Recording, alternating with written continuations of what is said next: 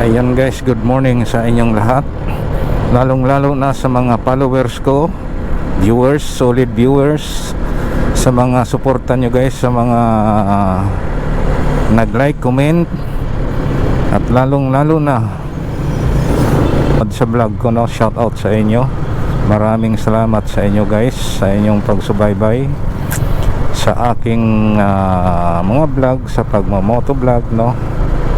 Maraming salamat at nakakalungkot guys sa mga kababayan natin, kababayan kong Pilipino.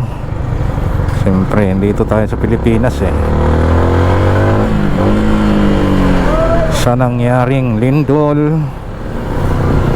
Una-una bagyo, lindol, earthquake guys, no, typhoon, yan. At doon sa una sa Davao ba yun guys, o Cebu. Pagkatapos sa Davao, may nangyari pa dito sa norte, sa Luzon, no? North Luzon, sa Baguio City guys, no. Tinamaan din sila ng bagyo na hindi naman gaano malakas, no. Nasa 4 point ganyan, hindi ko alam kung anong point pa. Diba? So hindi naman natin kagustuhan yun ay kalikasan. Lahat sa nangyayari sa mundo, no, hindi lang dito kundi sa buong mundo, nakakalungkot, nakakatakot, lalong lalo na yung mga bata guys, no. Ngayon sa Cebu o sa Davao, kung saan pa man yung apektado, ay malamang nandiyan pa yung takot sa kanila. Takot number 1, yung takot, pag-alala sa nangyari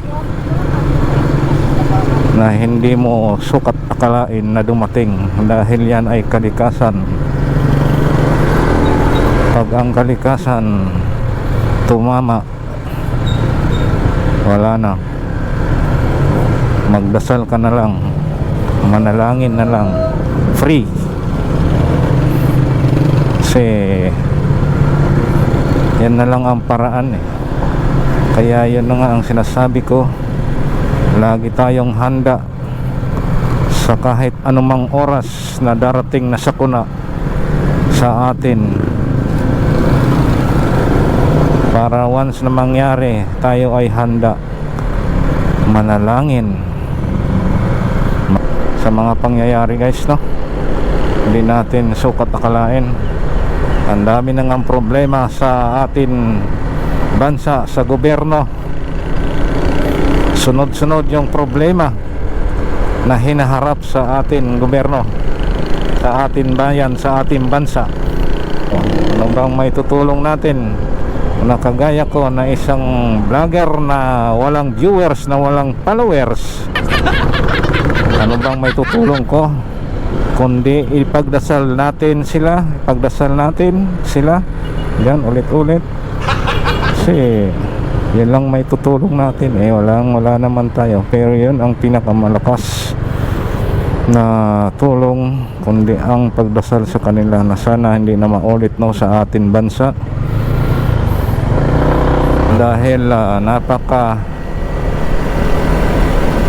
nakakatakot guys, no, sa mga ganyan. Ayun guys, so shout out na lang dyan. Ingat po tayo sa mga apektado sa lindol, Cebu, Davao, o kung saan lugar naman na naabot sa earthquake. Ingat-ingat po tayo dyan. Ingat-ingat po kayo dyan, sir, ma'am, sa inyong lahat.